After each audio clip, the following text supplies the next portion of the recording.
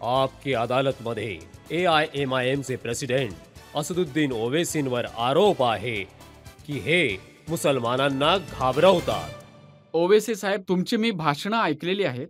असं वाटतं की तुम्ही मुसलमानांना सांगत आहात की आम्हाला वोट द्या, नाहीतर मोदी येतील. नाही, हे तर बाळा झोप नाहीतर गब्बर सिंग येईल ह्याच्यासारखं झालंय. नाही, नाही. हे बघा, मी परत सांगतोय 3 सीट आम्ही लढलो आणि हे बोलणं, की आमच्यामुळे मोदीजी जिंकले, बीजेपी जिंकते, हे चुकीचं आहे. हां, माझं हे म्हणणं आहे, की तुमच्या पॉलिटिकल लीडरशिपला मजबूत करा. जेणेकरून भारताच्या राजकारणात तुमचा आवाज व्हावा. तुम्ही एक उदाहरण बना. तुम्ही कोणतंही असं माझं भाषण सांगा, ज्यामध्ये मी घाबरवतोय. मी कधीच तुम्ही घाबरवत नाही. घाबरवत आहात. तुम्ही म्हणताय की आपल्या ओळखीला धोका आहे, आपल्या अस्तित्वाला हो, धोका आहे. 17 नक्कीच. करोड असे आहेत, जसे हिटलरच्या राज्यात नक्कीच, राहत नक्कीच. होते. ही ही एक एक एक-एक गोष्ट जी आहे ना, ती खरी आहे. मी सांगतो. दिल्लीमध्ये 600 वर्ष जुन्या मशिदीला बिना कायदेशीर प्रक्रिया फॉलो करता तुम्ही त्या मशिदीला उद्ध्वस्त केलं. स्मशानातून जणू कफन बाहेर आला.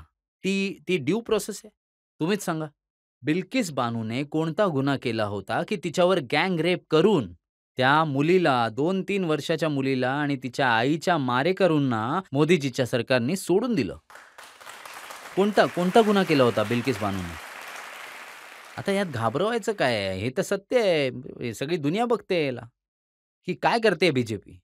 आणि बीजेपीला कोणत्याच मुस्लिम मतांची गरज नाहीये. त्यांना त्यांना पॉलिटिकल मार्जिनलाईज नाही, ते केलंय. तर तुम्ही स्वतःच सांगत होते, मोदीजींची घोषणा, सगळ्यांची साथ, ते तर सगळ्यांचा निवडणुकीच्या विश्वास. नंतर. निवडणुकीच्या नंतर. निवडणुकींच्या वेळी नाही. निवडणुकींच्या वेळी काहीच नाही. मुख्तार अब्बास नक्वी जे लीडर आहेत, ते काही फिगर्स सांगत होते. ते म्हणाले, की आमच्या इथे मुस्लिम पॉप्युलेशन 14.2% आहे. जी आवास योजना आहे प्रधानमंत्र्यांची, त्याच्यात 31.3% मुसलमानांना दिले. 33% किसान सन्मान निधी मिळाला. 36% बेनिफिशरीज आहेत मुसलमान मुद्रा योजनाचे. मी यूपीमध्ये प्राईम मिनिस्टर आवास योजनेचा आर-टी-आय दिला. त्याचा रिप्लायच बघा. हे सर्व काय बोलतायत ते. काय बोलताय तुम्ही? आर-टी-आयमध्ये दिला होता, रिप्लायच देत नाही तुम्ही. अच्छा, यूपीबद्दल तुम्ही बोलता ना? अरे बाबा, यूपीमध्ये तुम्ही अलाहाबादमध्ये घर आहे महिलेच्या नावावर तुम्ही नवऱ्याला नोटीस देऊन त्याचं घर पाडून टाकलं. का पाडून टाकलं? कारण सी-ए-एला प्रोटेस्ट केलं तुम्ही. हा काय न्याय आहे का? तुम्हीच सांगा. यूपीचं तुम्ही उदाहरण देताय. ऐका माझं, टाळ्या नंतर वाजवा. यूपीमध्ये हतकडीत शिक्षा झालेली कैदी आहे, हतकडीत. त्यात एक सेनपई पण आहे. कैदी आहे. पोलिसांच्या तुरुंगात येऊन गोळी मारतो आणि म्हणतात यूपीमध्ये सगळं आनंदी आहे. हे कसं होईल? आता ही गोष्ट तर आदित्यनाथ बोलतात, की उत्तर प्रदेशमध्ये लॉ अँड ऑर्डर खूप इम्प्रूव्ह हो, झाला तर आहे. लॉ एंड ऑर्डर हाच आहे, की तुम्ही गोळी मारा, बुलडोझर चालवा. हे हे तर रूल ऑफ लॉच्या अनुसार नाहीच आहे ना. जर उद्या तुम्ही सत्तेपासून लांब झालात आणि होणारच तुम्ही लांब, पॉवर कायमची नाहीये. पॉवर इंदिरा गांधींसोबत नाही राहिली, नेहरूजींसोबत नाही राहिली. आपण सगळे जगामध्ये प्रवासी आहोत. आज इथे बसलो आहोत. काय काय तो शेर आहे राहत इंदोरींचा. तो शेर तर हाच आहे ना, की हम सब तो किरायेदार है. हाती मकान थोडी है हमारा. आपण सगळे जाणारच आहोत. ज्या दिवशी सत्ता आपल्या हातातून जाईल, उद्या तुमच्यासोबत सुद्धा तेच करतील तर काय होणार सांगा? मला हेच तर सांगायचं आहे, की असं करू नका. असं कोणतंही चुकीचं काम करू नका, की तुम्ही त्याचा एक प्रेसिडेंट बनवाल. तुम्ही तर तेच करताय. पण यूपीमध्ये कायदा, व्यवस्था, लॉ अँड ऑर्डरमध्ये इम्प्रूव्हमेंट झाली आहे की नाही झाली? सर, तुम्ही सर्वांना गोळ्या माराल. जे लहान-लहान गुन्हे असतील त्याच्या पायात गोळी मारून मीडियासमोर आणता, की कोणीतरी जागा होता, त्यांनी गुन्हा केला आणि याला गोळी मारली. गोळी मारल्याने काय होणार? तुम्ही देशाला गोळ्यांवर चालवणार आहात की संविधानावर? हे तर नाही होणार ना. तुम्ही बुलडोझर चालवताय, घर तोडताय. म्हणजे किती घरं तोडली तुम्ही? हिशोबच नाहीये. पक्के घरं. हे जे काही केलं त्याचा प्रभाव यूपीमध्ये जनतेला शांती मिळाली की नाही मिळाली? हे मी नाही, विचारतोय. हे बघा, ही शांतता जी आहे ना, ही कब्रस्तान आणि स्मशानातली शांतता आहे. ही शांती चांगली नाहीये. आरामाची शांतता वेगळी आहे. कब्रस्तान आणि स्मशानातली शांतता वेगळी आहे. ही जी शांती तुम्ही पाहत आहात, ती ती समजताय की तुम्ही सरकार समजते की ही मोठी शांती आहे, पण नाही, ह्याचाही आवाज आहे. ही शांती चांगली नाहीये आपल्यासाठी. मी तुम्हाला यूपीचे फिगर्स सांगतो. ते म्हणतात की आम्ही कोणताच भेदभाव नाही करत. यूपीचे बासित कुंवर, बासित अली प्रेसिडेंट आहेत मायनॉरिटी मोर्चाचे. त्यांनी सांगितलं की 46 लाख प्रधानमंत्री आवास योजनाचे घर उत्तर प्रदेशमध्ये मिळालेत, ज्यामध्ये 18.5 18.5 लाख बेनिफिशरीज मुस्लिम्स आहेत. कोणताच भेदभाव नाही. आणि विशेष असं सांगायचं तर त्यांनी शहाजापूरचं उदाहरण दिलं आहे. तिथे 760 घरं बनली आहेत. त्यामध्ये 524 मुसलमानांना दिले आहेत 17%. म्हणजे तुम्ही जर दिले आहेत, तर तुम्ही काय उपकार करताय का? हं. आम्हालाही अधिकार आहे. देशाचा पैसा आहे. कुठलं योगीजींच्या घराचा पैसा आहे? त्यांच्या घरातला तर पैसा नाहीये ना, देशाचा पैसा आहे. तुम्हाला तर संविधानात आर्टिकल 13 मध्ये नमूद केलं गेलंय. संविधानात राइट इक्वालिटी ठेवण्यात आली आहे. संविधानात या सर्व गोष्टी ठेवण्यात आल्या आहेत. तर तुम्हाला ते कारण काय म्हणत आहेत, की आम्ही घर देतोय, राशन देतोय आणि ओवैसी साहेब म्हणतात, की दाढी टोपी बघून आम्हाला लोकं मारायला लागलेत. खरंच मारतायत. तुमच्या तुमच्या तुरुंगात 2 लोकांना मारण्यात आलं. कोणता महिना? प्रत्येक महिन्यात 2 लोकांना गोळी मारता तुम्ही. प्रत्येक महिन्यात 2-3 घरांना तोडून टाकता तुम्ही बुलडोझरने. त्याच्याबद्दल बोला. का वर्क प्रॉपर्टीवर कब्जा करत आहात तुम्ही गव्हर्नमेंट? वर्क प्रॉपर्टीला का हिरावून घेताय? हे तरी सांगा. आणि किती बजेट आहे मायनॉरिटीला ते पण सांगा तुम्ही. मायनॉरिटी डिपार्टमेंटचं. मदरसाच्या टीचर्सना तुम्ही पगार देणं का बंद केलं? जेव्हा देशाच्या समोर तुम्ही म्हणालात, की मदरसा हवेत. अरे बाबांनो, जेव्हा मदरसामध्ये सायन्स, मॅथ्स, इंग्लिश शिकवत होते, तुम्ही का बंद केलं त्या लोकांनी? तुम्ही बोललात, की देणारच नाही. हलालचा मुद्दा का काढलात तुम्ही? का काढलात हलालचा मुद्दा? कारण नसताना का काढलात तुम्ही? आणि इन्क्वायरी केली एस-टी-एफ लावून नंतर. नाही केली पाहिजे होती. का करायला पाहिजे बाबा? ह्याच्यात बघा इश्यू क्रिएट करणं आणि ह्याच्यात काही इश्यूच नाहीये. तरी इश्यू क्रिएट केला. बघा, तुमच्याबद्दल सर्वात चांगली गोष्ट हेमंत शर्मा बोलले आहेत. हं. हैदराबादमध्ये गेले. ते म्हणाले, ओवैसींनी संपूर्ण हैदराबादमध्ये हमासचे पोस्टर लावले आहेत. आम्ही ओवैसींना बोललो, की तुमचा पासपोर्ट व्हिसा बनवून टाकतो. तुम्ही गाझाला पण जा. पण ते जात नाहीत, इथूनच दंगे करतायत. नाही. हेमंता बिश्व शर्मा ते बिस्किट आणि कुत्र्याच्या गोष्टीमध्ये जरा कन्फ्यूज झालेत. कुत्र्याच्या आणि बिस्किटाच्या गोष्टीत. हमसाचे कोणतेच पोस्टर हैदराबादमध्ये नाही लावले. ते खोटं बोलतायत हेमंत बिश्वा शर्मा. फॅलेस्टिनियोच्या फायद्यासाठी आम्ही विरोध केला. भारत सरकार, मोदी सरकारने स्वतः पॅलेस्टाईनचा एक स्टॅम्प काढला. मी हेमंत बिश्वा शर्माला रिक्वेस्ट करू इच्छितो, की चीन आपल्या 2000 स्क्वेअर किलोमीटरवर कब्जा करून बसले आहेत. डेमचांग आपण गमावलेत. 65 पेट्रोलिंग पॉइंटमधल्या 22 वर आपण नाही जाऊ शकत आहोत. तिथल्या एस-पीने सांगितलंय मोदीजींच्या समोर. तर मी हेमंत बिश्वा शर्माला रिक्वेस्ट करीन, की तुम्हाला मी जायला नाही सांगत आहे तिथे. तुम्ही आर-एस-एसची पॅन्ट घालून तिथे लठ घेऊन जाऊ नका. मला हेच सांगायचंय, की मला आणि रजत शर्माजींना कॅमेरा सोबत डेमचॉकला घेऊन चला. आम्हाला बघायचंय, की तिथे काय होतंय. बस एवढं करा आमच्यासाठी. तुम्ही ते पण नाही करत आहात. मग हेमंत बिश्व शर्मा बोलतात जास्त जरा. त्यांना वाटतं, की मी दुसरा अमित शहा बनणार आहे म्हणून. तर आता बीजेपीमध्ये स्वप्न पाहणं गुन्हा आहे. एवढं मोठं स्वप्न त्यांना कदाचित ते नेहमी माहिती आहे. तर बघतायत, प्रयत्न करतायत, की आम्हाला कशा शिव्या देतील हमासचे. अरे, तुम्ही मला सांगा, भारत सरकार पॅलेस्टीनच्या अत्याचाराविरुद्ध आवाज का नाही उठवत आहे? भारत सरकार इंटरनॅशनल कोर्ट ऑफ जस्टिसमध्ये का नाही गेले? साऊथ आफ्रिकेला गेले. तुमच्या त्या ब्राझीलला गेले. आपण G20 आहोत. G20मध्ये पण मोठमोठे तुम्ही ते वचन. ऑफरचं काय करणार? त्याच्यात ते तुम्हाला म्हणत आहेत, की तुम्ही गाझा पट्टीला जातो, तुम्ही निघून जा. नाही, मी गाझा पट्टीला जर जायचंच असेल, तर चला. भारत सरकार डेलिगेशन घेऊन जात असतील, तर मी तयार आहे. भारत सरकारने येऊन बघावं. मला वाटतं, की 20 लाख लोकसंख्या आहे गाझाची. 13 लाख लोक बाहेर झाले आहेत. 30,000 लोकांना इस्रायलने मारून टाकलं. त्यामध्ये 16,000 निरागस मुलं आहेत. 8,000 लोकांचे मृतदेह बिल्डिंगमध्ये डेब्रिसमध्ये पडलेत. आणि मोदीजी त्याबद्दल बोलतच नाहीत. पण मोदीजी काय करतात? दुबईला जातात, तिथे शेखला भेटतात. या हबीबी भेटा मला. आता सांगा, हे कोणतं प्रेम आहे यांचं? आता तुम्ही बघा त्या हेमंताची बुद्धी बघा. ओवेसीला हमाससोबत जोडा. अरे, तुम्ही ओवेसीला जोडताय त्या लोकांसोबत जे भारताच्या स्वातंत्र्यासाठी लढले. अल्लामा फाजले खैराबादी ज्यांची मृत्यू झाली काळ्या पाण्याच्या शिक्षेमध्ये. तुम्ही ओवेसीला जोडताय ब्रिगेडियर ओस्मान सोबत, ज्यांनी 47 मध्ये आपल्या प्राणाची आहुती दिली. तुम्ही ओवेसीला जोडता हवालदार अब्दुल हमीद सोबत, ज्यांनी 65च्या लढाईमध्ये आपल्या प्राणाची आहुती दिली. तुम्ही ओवेसीला जोडता जोहर बादरान आणि मौलाना अब्दुल कलाम आझाद सोबत. पण नाही, तुमची विचार करण्याची क्षमताच ही आहे. मुसलमान टू टेररिझम. ते म्हणाले, की जसे आर्टिकल 370 हटवले आहेत, जसे आमचे राम मंदिर बनवले, असेच निजाम आणि ओवेसी दोघंही हैदराबादमधून नष्ट होतील. आम्ही नाही नष्ट होणार. जोपर्यंत जग राहील, आम्ही इन्शाअल्लाह राहू, तंदुरुस्त राहू. आम्ही नष्ट झालो तर संपूर्ण जग नष्ट होईल, लक्षात ठेवा. तर हीच त्यांच्या बोलण्याची विचार क्षमता आहे. त्यांना वाटतं, की त्यांनी खूप अत्याचार केले आसाममधील मुसलमानांवर. त्यानंतर देखील आसाममध्ये मुस्लिम मुले आणि मुली ज्या आहेत, सर्व जास्त नंबरनी नीटमध्ये क्वालिफाईड झाले. तर सगळे हैराण झाले, की हे काय? हे कसे काय क्वालिफाईड झाले? आणि तिथे जेवढे मदरसा होते त्यांना सगळ्यांना डिमॉलिश करून, डिझास्टर मॅनेजमेंट ॲक्टचा वापर करून कधीच त्याची तारीख मिळाली नाही.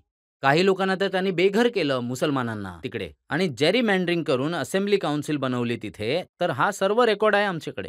आता तर त्यांनी काळजी दर्शवली आहे लहान-लहान मुस्लिम मुलींची ज्यांची लग्न जबरदस्तीने केली जात आहेत. Prohibition of child marriage central act आहे. पॉस्को ॲक्ट आहे. चाइल्ड मॅरेजचा एक अभ्यास आहे. गरिबीमुळे बालविवाह होत असतात. अच्छा, त्यांना हे देखील माहीत नाही, की भारत सरकारचा डेटा आहे, की 12 मिलियन बालविवाह इंडियामध्ये झालेत. 84% तर हिंदू बंधू आणि भगिनींमध्ये झालेत. 11% मुसलमानांमध्ये आहेत. तर कुठे करतायत ते? आता तुम्हीच बघा ना हे. नाही, ते म्हणाले की 90 वर्ष जुना नाही, तो इंग्रजांच्या कायदा काळातला नाहीये. एक कायदा होता. नाही, नाही, नाही. तो त्याच्यानुसार जर मुलीचे वय लहान असेल, मुलाचे वय लहान असेल, तरी देखील त्यांचे लग्न रजिस्टर व्हायचे. हे एकदम खोटं आहे. 2000 गव्हर्नमेंट ऑफ इंडियाचा डेटा आहे. नॅशनल फॅमिली हेल्थ सर्व्हे आहे. हे खोटं पसरवलं जातंय मुसलमानांबद्दल. ज्या हिंदू मुलींचं लग्न 18 वर्षात होतं, तेवढ्याच ॲव्हरेजमध्ये मुसलमान मुलींचे देखील 18 वर्षात लग्न होतं. आणि जे 90 वर्ष जुना जो कायदा त्यांनी संपवला आहे, आता कायदा हा बनला आहे, की रात्रीच्या 12 वाजता, की जर मला मुस्लिम मुलाचं किंवा मुलीचं लग्न करायचं असेल, तर स्पेशल मॅरेज ॲक्टमध्ये केलं पाहिजे. अहो, पण स्पेशल मॅरेज ॲक्टमध्ये निकाह कसा होईल? स्पेशल मॅरेज ॲक्टमध्ये मेहरचं कुठे प्रोव्हिजन असेल, जे नवऱ्याला आणि नवरीला द्यावं लागतं? तुम्ही आमच्या धार्मिक विधी ज्या आहेत, ज्याच्याशिवाय माझं लग्न नाही होऊ शकत, त्या का हिरावून घेताय? का हिरावून घेताय बघा, ते तुम्ही? हेच म्हणतात की अशाच गोष्टी बोलून तुम्ही घाबरवता घाबरवत नाहीये. मुसलमानांना. मी फॅक्ट सांगतोय. मी खोटं नाही बोलत आहे. मी खरं सांगतोय अगदी. त्यांनी जो 90 वर्ष जुना कायदा संपवला आहे, तो तुम्ही का संपवला? अरे चाइल्ड मॅरेज तर नाही, ओवेसी साहेब, तो कायदा मी पाहिला आहे. त्याचा जो स्पेशल प्रोव्हिजन शेवटीचा जो पॅरा आहे, त्याच्यात लिहिलं आहे की जर या कायद्याच्या बाहेर देखील निकाह झाला, जर कोणाचे लग्न झाले, त्याला रद्द नाही केले जाणार या नाही, निकाह कायद्यानुसार. कसा होईल जेव्हा मी स्पेशल मॅरेज ॲक्ट करीन? आम्ही कसं निकाह बघा, स्पेशल मॅरेज नाही, ॲक्ट तर धर्मनिरपेक्षित सर्व लोकांसाठी तेच आहे. तेच तर मी म्हणतोय ना, की सेक्युलरिझम जर आहे, तर हिंदू धर्माच्या विधीनुसार हिंदूचं लग्न होणार. शीख धर्माच्या विधीनुसार सिखाचं लग्न हेच होणार. तर ना, तुम्ही पसरवत नाही, आहात. जसं नाही. युसीसी बद्दल तुम्ही आता बोलत आहात. युसीसी जर आलं तर निकाह करायला लागणार नाही, सगळ्यांना लग्न करावे लागेल. हे अच्छा, फॅक्ट तर अच्छा, नाहीये. ठीक आहे. यूसीसीची गरज नाहीये या देशात. बाबासाहेब आंबेडकर बोललेत, की व्हॉलंटियर असायला पाहिजे. आपण यूसीसीसाठी काय केलं? आपण स्पेशल मॅरेज ॲक्ट बनवला. आपण इंडियन सक्सेशन ॲक्ट बनवला. आपण असे 2 सेक्युलर कायदे बनवलेत. आता तुम्ही मला हे सांगा, जसं की आता मला माहितीच होतं, की तुम्ही हा प्रश्न विचारणार. मी हे लिहून आणलं आहे. उत्तराखंडचे सेक्शन 4 सबसेक्शन 4 वाचा.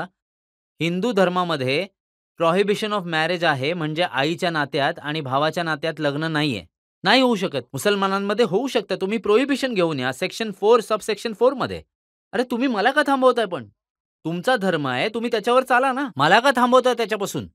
हा एक नंबर 1 पॉइंट आहे माझा. त्यात खूप सारे लिस्ट आहेत. एक चुलत्याच्या स- मुलीशी, चुलत बहिणीशी लग्न नाही होऊ त्याच्यात शकत. प्रोहिबिटेड लिस्ट तुम्ही बनवली. हो. अच्छा, त्याच्यात अजून एक गोष्ट काय केली तुम्ही, की 2010 मध्ये तुमचं लग्न झालं असेल कोणाचं उत्तराखंडमध्ये, तुम्हाला रजिस्टर करायचं आहे आता. आता 2010 मध्ये कोणाचं आपल्या नातेवाईकांबरोबर लग्न झालं असेल तर रजिस्टर नाही होणार ते. तुम्ही तुमचे धर्म माझ्यावर का लादताय? आणि तुम्ही हे का समजताय, की तुमच्या धर्माची नैतिकता चांगली आहे आणि आमच्या धर्माची नैतिकता बघा, वाईट आहे? पुष्कर सिंग धामी यांनी मी विचारले होते की आपकी अदालतमध्ये आले होते, तर त्यांनी सांगितलं की हे जे एक मुसलमान 4-4 लग्न करतात, हे बघ, हलाला होतंय, नाही, या नाही, सर्वांना नाही, नाही, थांबवण्यासाठी नाही. हे कायदा बघा, बनवला आहे. हे खोटं सांगतोय तो पुष्कर सिंग. खोटारडा आहे तो. 2006चं गव्हर्नमेंट तुम्ही जाऊन बघा माझं हे ऐकल्यानंतर. 2006चा गव्हर्नमेंटचा डेटा आहे.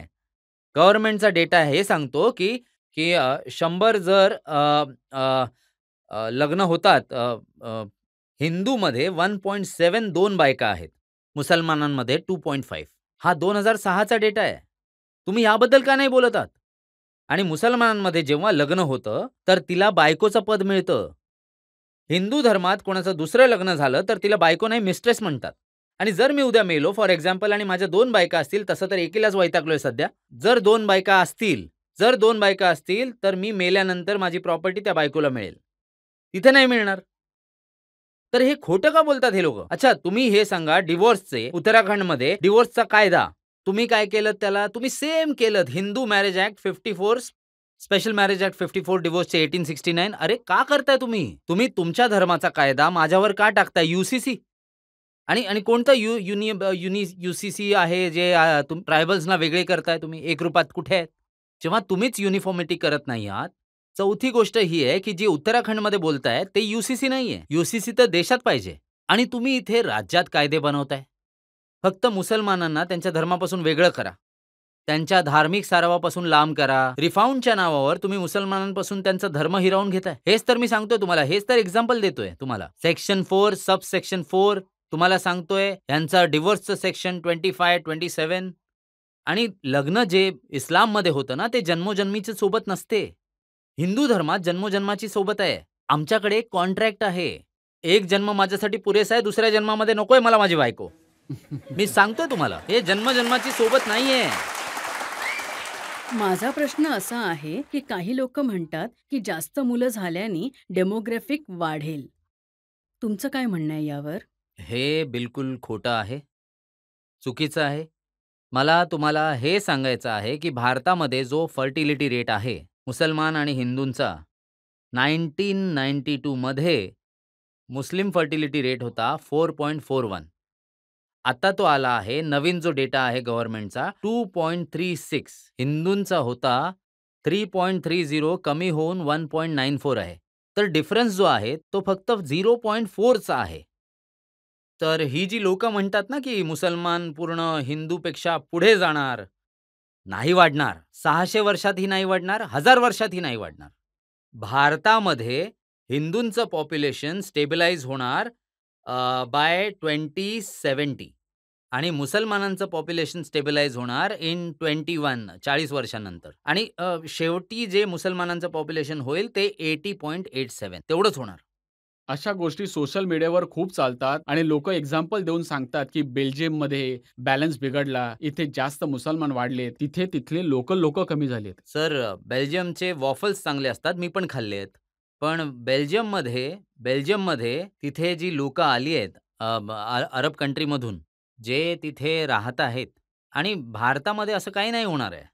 भारतात निष्पक्ष पुरावा आहे. तुम्ही तुम्ही जे माझ्यावर नंबर सांगत आहात त्याला पण ते लोक चॅलेंज करतात. नाही. त्याच्याबद्दल ते बोलतात की जेव्हा लोकसंख्या मोजणारे लोक जातात बरं. तर मुसलमान आपल्या 9 मधल्या 5 मुलांना आतमध्ये लपवतात, 4 जणांचे करतात, 5 जणांचे करत नाहीत. तर त्यांना कसं माहिती की 9 आहेत? नाहीत. नाहीतर असं आहे की जो करायला गेला आहे त्याने त्यांना तयार केलंय. नाहीतर त्यांचा काका आहे, नाहीतर त्यांचा आजोबा आहे, नाहीतर त्यांचा नाना आहे किंवा मग त्यांची मुलगी त्यांच्या घरी आहे. काय माहिती म्हणजे कशी माहिती? ही चुकीची गोष्ट आहे ना सर, की 9 जन्माला घातलेत, नाही घातलेत जन्माला. तुम्ही शिक्षणाला सामान्य करा. तुम्ही मुस्लिम महिलांना डिमांड इन स्कॉलरशिप द्या. मी तुम्हाला गॅरंटी देतो की 21च्या आधीच पॉप्युलेशन स्टेबलाइज होईल. तुम्ही तर शिक्षणामध्ये मदतच नाही करत आहे. मोदीजींनी तर स्कॉलरशिपच बंद अरे केली. मोदीजी तर आपकी अदालतमध्ये बोलले होते की आम्हाला वाटतं मुसलमानांच्या एका हातात कम्प्युटर असावे आणि दुसऱ्या हातात कुराण. मोदीजींनी आमच्या हातात काही ठेवलंच नाहीये. आमची घरं हिरवून घेतली, मशिदं हिरवून घेतली, सनाक हिरवून घेतली. तर ते तर तुम्ही मोदीजी डायलॉग चांगले मारतात माशाअल्लाह से. त्यांचा कोणी स्पर्धक नाहीये. त्यांच्याशी कोणी स्पर्धा नाही करू शकत. जर तुम्ही हातात कुराण आणि कम्प्युटर द्याल, तर तुम्ही प्री मॅट्रिक स्कॉलरशिप 9वी मधून का केली? तुम्हाला ती क्लास 5, 3 किंवा 6 मधून करायला पाहिजे होती. तुम्ही मौलाना आझाद फाउंडेशन का बंद केलं? ज्याच्यामध्ये लोक पीएचडी करतात. तुम्ही का बंद केलं त्याला? अरे तुम्ही जे करताय ते मी तुम्हाला सांगतोय. आता तुम्ही मेरिटच्या स्कॉलरशिपला कमी केलं. 2021-22चा जो बजेट होता त्यातला फक्त 22% खर्च झाला. सांगू का तुम्हाला? विधानसभेचा डेटा तपासून पहा. तर पॉप्युलेशनबद्दल तुम्ही निसंकोच राहा माझ्या बहिणींनो, की मुसलमानांचे पॉप्युलेशन 18.9 वर थांबेल, स्टेबलाइज होईल आणि हिंदू आणि मुसलमानमध्ये 80 कोटीचा फरक आहे, तो पण राहील बरोबर. काळजी करू नका तुम्ही. त्या बीजेपी आणि आरएसएसच्या बोलण्यावर जाऊ नका. ते तुम्हाला उद्या बोलतील की म्हैस उडते बघा, तुम्ही विश्वास ठेवू नका त्यांच्यावर. ते हे पण बोलतात की जे मुस्लिम आहेत ते इस्लामच्या कारणाने लोकसंख्या कंट्रोलचे जे मेथड्स आहेत त्याच्यावर अजिबात विश्वास नाही ठेवत. सर्वात त्यामुळे सर्वात जास्त मुलं होतात. नाही, सर्वात मोठं खोटं आहे हे. गर्भनिरोधकचा जो वापर झाला आहे, आम्ही तोच डेटा देतो आहे. 90 टू 93 मध्ये मुस्लिम लोक 27.7 गर्भनिरोधक वापरत होते. 2019 मध्ये 60.2% मुस्लिम गर्भनिरोधक वापरत आहेत. अच्छा, आणि ह्यात हिंदू बंधू धर्मामध्ये सुद्धा पण वाढ झाली आहे. 41 होते 92 मध्ये ते 67.9 झाले. अच्छा, आता तुम्हाला मुस्लिम पुरुषांबद्दल वाढवून सांगतात. सर्वात जास्त गर्भनिरोधक पुरुष जे वापरतात भारतामध्ये ते मुसलमान आहेत. 34.10 आणि आपले हिंदू पुरुष 34.01. आपले शीख बंधू बसलेत. मला तुम्हाला हे सांगायचं आहे, देशाचे प्रधानमंत्री लाल किल्ल्यावरून बोलले होते की तोच देशासाठी जो कमी जन्माला घालेल मुलं, जो फॅमिली प्लॅनिंग करेल, तो देशाच्या हितात असेल, इमानदार असेल. सर्वात इमानदार तर तुम्ही आहात. कारण मी सांगतो की 75% फॅमिली प्लॅनिंग तुम्ही करता, 45% मुसलमान, 55 तर हिंदू करतो. नाही, आणि हे जे काय मी बोलतोय ना, ते गव्हर्नमेंटचा डेटा आहे, माझा नाहीये. गव्हर्नमेंटचा डेटा आहे. त्यामुळे बीजेपी जे एक स्थान तयार करतं ना, RSS संघ कुटुंब, की हे लोक फॅमिली प्लॅनिंग करत नाहीत, स्पेसिंग करतात. इस्लाममध्ये तुम्हाला हे सांगितलं आहे की वेळेवर मुलं जन्माला घाला. त्यात काही बंधन नाहीये. अच्छा, फॅमिली प्लॅनिंग करायला लावतात. इस्लाममध्ये परवानगी नसून सुद्धा 20% मुस्लिम महिलांनी फॅमिली प्लॅनिंग केली आहे. 20% तुम्हाला सांगतो, हे डेटामध्येच नाहीये. आणि हे मी जे काही बोलतोय तुम्ही मला रॉंग प्रूव्ह करू शकता आणि मी परत येईन ह्या कोर्टामध्ये उत्तर द्यायला. हे माझं सौभाग्य आहे की ह्यांनी मला दुसऱ्यांदा बोलवलं. आधी माझी दाढी एवढी सफेद नव्हती, आता सफेद झाली. त्यासाठी मी ह्यांचा खूप आभारी आहे. जनतेचे प्रश्न. तुम्ही तुमच्या भाषणात सभांमध्ये बोलता की मुसलमानच मुसलमानांचे शत्रू बनत आहेत आणि आपल्याला त्यांच्यात लपलेल्या लोकांना ओळखलं पाहिजे. तर सर, मग तुम्हाला काय वाटतं की तुमच्या धर्माची जी माणसं आहेत ते तुमच्या बोलण्याचे समर्थन करतील आणि तुमच्यासोबत येतील? करबलाच्या मैदानात इमाम हुसेन यांना शहीद करणारे मुसलमान होते. करबलाच्या मैदानात इमाम हुसेन सोबत नमाज करायचे आणि नमाज करून झाल्यानंतर तलवार उचलणारे मुसलमान होते. करबलाच्या मैदानात रसूलुल्लाह सल्लल्लाहु अलैहि वसल्लमच्या मुलाला शहीद करणारे मुसलमान होते. टिपू सुलतानला, सरादुद्दौलाला धोका देणारे मुसलमान होते. तर ही एक तारीख राहिली आहे मीर जाफर मीर सादिकची, जी आजपर्यंत आहे. हेच मला सांगायचं होतं. जसं की आता आम्ही बघितलं की तुम्हाला शायरीची खूप हौस आहे. तुमच्या भाषणामध्ये पण आम्ही बघतो की तुम्ही तुमच्या मनातली गोष्ट शायरीमधूनच सांगता लोकांना. तर माझ्या मनात असं आहे की आज जी आपल्या देशाची अवस्था आहे, त्यावर तुम्ही शायरीमधून काय व्यक्त कराल? अखलाक का जलता हुआ घर देख रहा हूं, देखा नहीं जाता मगर देख रहा हूं. सरदार साहेबांना काहीतरी विचारायचं आहे. आधी तुम्ही आमची स्तुती केली आणि तुमची पण स्तुती असो. आम्ही उलटे हातात घड्याळ घालतो आणि लोक म्हणतात की मुसलमान उलटे असतात, पण तुम्ही तर सरळ हातात घड्याळ घातलंय. उलटं तर आम्ही घातलंय. आणि नाही, दुसरी उलट्यामध्ये गोष्ट, तर नाही घालत. नाही, तुम्ही सरळ घातलंय, आम्हीच उलटं घातलंय. आणि दुसरी गोष्ट सर, सर्व जसं बोलतात की RSS, BJP, आणि तुम्ही म्हणालात की हे सर्व अखंड भारताच्या हिंदुत्वाच्या खूप जास्त आज त्याच्यात आहेत. ते अखंड भारताच्या फेवरमध्ये आहेत. तर आज खूप पर्सेंट आपले मुस्लिम बांधव आहेत इथे. तर अखंड भारत त्यांना हवाय, तर तुम्हाला पण काय हवंय? मला तर आवडेल की आमचंही पंजाब तिकडून येऊन अखंड भारत बनावं. आमचे मुस्लिम बांधवही तिथून यावेत. भाऊ जर भाऊ आपले तुम्ही मुस्लिम बांधव तिकडून येतील तर खरंच. तुमचे सपोर्टर्स वाढतील. खरंच. ओवेसी साहेबांची घोषणा आणखीन वाढेल. ओवेसी साहेबांचं नाव पण खूप होईल. बघितलं तुम्ही? नाही, आणि हे अखंड भारतासाठी मी तयार आहे. पूर्ण हो का? बांगलादेश घ्या तुम्ही, पूर्ण हो. पाकिस्तान घ्या तुम्ही, अर्धा हो. अफगाणिस्तान घ्या तुम्ही, अर्धा अच्छा. बर्मा घ्या तुम्ही, जरासा भूटान घ्या तुम्ही, पूर्ण हां. नेपाळ घ्या. पण सर्वात आधी मोदीजींना हां. हवंय की आधी POKला घ्या तुम्ही. चीनला पळवून लावा. जर मग पूर्ण इथे तुम्ही पाकिस्तानच जर आलं तर लहान POK तर एका लाटेतच येईल. पूर्ण जरा मोठ्याने पाकिस्तान बोला आलाच तर तुम्ही. POK सुद्धा एका लाटेतच येईल. घ्या ना, कोण थांबवतोय तुम्ही तुम्हाला? पण सपोर्ट करा ना सर. अरे मी सपोर्ट 27% तर करतोय. मागतायत. तुम्ही आता पण लिहून मागणी देऊ का करा. तुम्हाला? बोला. हो, हो. काय बोलू?